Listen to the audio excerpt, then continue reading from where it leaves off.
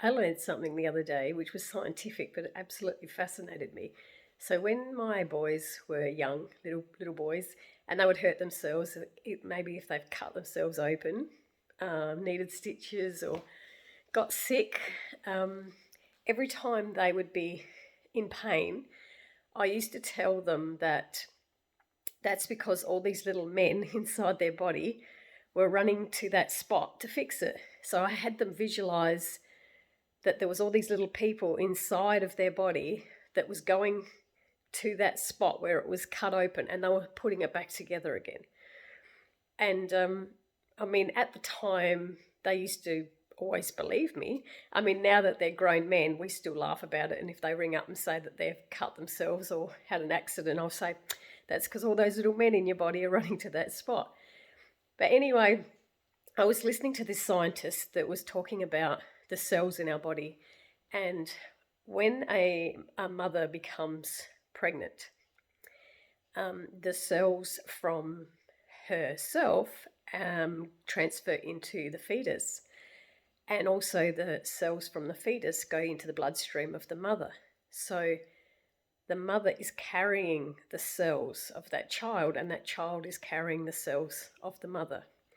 Now, it doesn't matter if you miscarry a child or you abort a child or if a child dies at childbirth or if a child is born healthy and alive.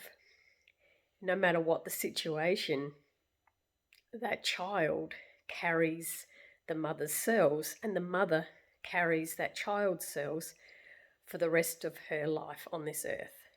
So I've given birth to 5 sons. I've had 5 miscarriages. So there is the cells of 10 different souls that are, I'm carrying those cells still. And it's comforting. It's a comforting thought to, especially to those women that may have lost a child, to know that they are still carrying those cells in their body. So this scientist was also saying that when a mother gets sick, they found that depending on what part of the body was unwell, or if there was pain in a certain part of the body, they found that cells clustered together around the area in a way of the healthy cells trying to combat the infected cells or trying to heal the situation. It was just bringing a healing, and it was just though all these cells were clumped together. And then they discovered that the cells that were clumped together were actually the child's cells. So the cells from our children will clump together around a part of our body that needs healing. And I thought that's absolutely fascinating. So for a very long time, I must have subconsciously known that this was happening.